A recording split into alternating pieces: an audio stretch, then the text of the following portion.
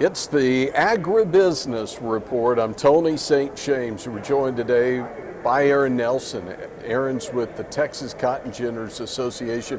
Aaron's great to see you. It's great to see you. Thank you for being here. Okay, we're at the Texas Cotton Ginners annual meeting. You've got a convention here. How many years has this been going on? This meeting has been in Lubbock since 1980. They first came to Lubbock in 1978 from Dallas. They went back to Dallas in 79, came back to Lubbock in 80, and it's been here ever since. Now, is there a reason why you settled in on Lubbock instead of maybe bouncing it back and forth? Well, I think, during that time, what caused the move up here to Lubbock was cotton was migrating that way. And, you go back like to the 50s and 60s, you see a lot of cotton grown around Dallas, Houston, all throughout the state.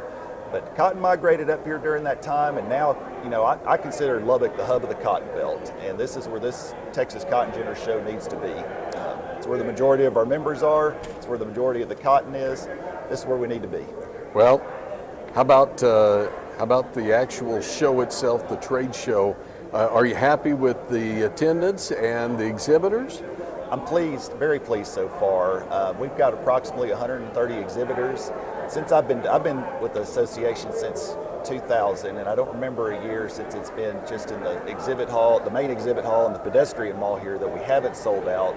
We went right up to the last week this year, but I did get every booth space sold, so I was proud to be able to do that. I think attendance was very good yesterday. I got a chance to visit with several exhibitors. They said they had some good traffic, got to see the people they wanted to see. So when you have a show like this, that's what you want, because you want your exhibitors to be happy with the people that they're seeing. Because if they get that, they'll come back.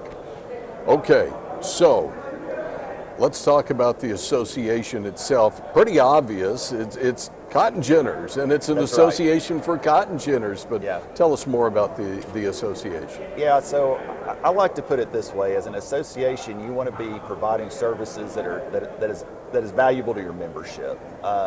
So we do a variety of different things, including the show, but we work on legislative issues at the state capitol. We are very engaged in regulatory issues in Washington, Department of Labor, OSHA, things of that sort. We have 2 engineers on staff, and we are very engaged with the Public Utility Commission. We work on a lot of rate cases for our cotton gins. It's just kind of a smattering of what we do, so to speak. So with the industry kind of challenged, if you will, over the last couple of years, as far as if growers aren't growing a crop, it's hard to be ginning a crop if you don't have a crop. Has there been some challenges for ginners? Yes. The answer to your question is very obvious. I mean, you can't have 2 years like we've just had and you just sailed through that. If you added the last 2 crop years together, you don't get an average crop. So when your membership's going through something like that, it's tough. We've lost some gins in the last couple of years, and we're going to lose. That's a common question I get. How many gins are you going to lose this year? Well, I don't know the answer to that. I hope we can hold on to as many as possible, because when the time comes around again, Tony, when we have a crop again, if we're losing capacity, we're going to have a problem. We're going to be ginning 6 to 8 months if we're not careful. So we've tried to do some things through the state legislature this last year, worked with Cody Besson and Plains Cotton Growers on that. We tried to secure some money that was set aside for COVID from the federal government. We weren't successful in doing so, but the government does offer some SBA loans, and this is a very difficult time for our membership. And I'm going to state the obvious here, hoping and praying for some timely rainfall in the next month and a half, because they're going to start planting up here in West Texas area, about May 15th, then through June. Sometimes it goes in June 15th, but sometime before that and maybe during that, we're going to have some rainfall to have a chance for this next year. For those outside the industry, if you maybe associate a little more with the beef industry, we go back to 2010, 2011, big drought across the region. We lost a lot of cattle as we culled our cattle herd, and what happened was packers had to shut down plants, and when they do, they don't bring those back. Is it the same when we're talking about cotton gins? Absolutely. I mean, here's what I always tell people about a cotton gin. They can only do one thing. I can't bring maize to the cotton gin and do any good with it, right? So there's one thing you can do with the gin, that's gin cotton, and we got to have some cotton to put through there to help these guys make a living. And obviously, you want to be ginning cotton. You don't want to be looking for assistance from the state legislature Right. or whatever. Yeah. But now let's turn it around and talk about. You talked about being with the association for 24, 25 years now, Yeah, I've been with them since 2000. Yes, so sir. you look at that. You've seen a lot of changes in the cotton gin, and what would you say would be one of the top one or two things that have really improved over the last 25 years? Two things. I think the expansion of cotton out into the Texas Panhandle. Think about that. If we were here 15 years ago, and I told you we were growing cotton out in north of Amarillo, what would you have thought? You know, it's like, well, we don't grow cotton out there. That was kind of unheard of back then.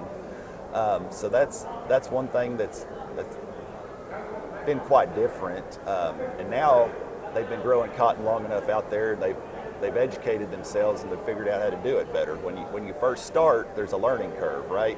And now they've kind of figured it out there. So when the conditions are right, we can grow a really nice crop out there. And I think one of the second big transformations in the ginning industry would be quite obvious. It's going from a rectangular module to the round module, and kind of the transformation of that, and how as cotton gins we've had to adapt to that process. We started wrapping these things in plastic, some of the problems that's caused with contamination, and we're still trying to figure out the best way to deal with that issue. I wish there was some magic pill that we could take to keep that plastic out of the system, but it's, as you can imagine, it's a very difficult task to try to accomplish. And we haven't even talked about more Pima acres coming on board.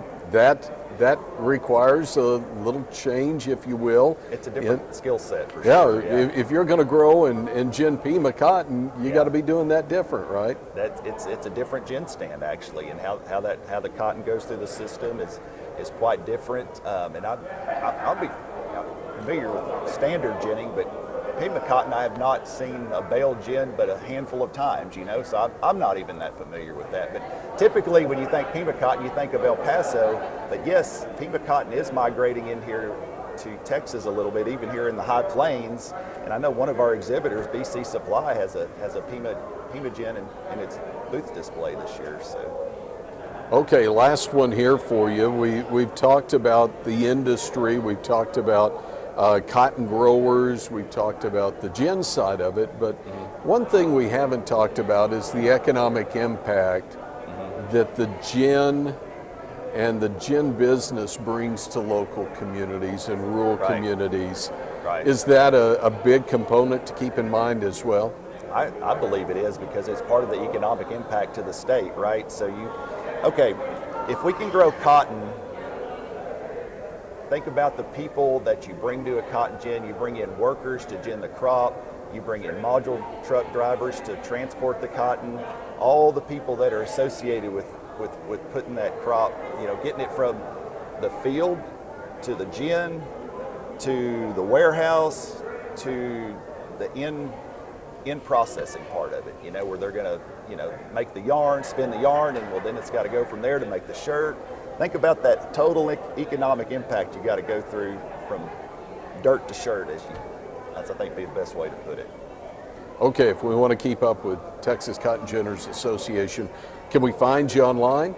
You can. We're at TCGA.org, and we've been trying to snap some photos and take some videos throughout the week here and kind of show people what we're up to. And we're definitely find us there.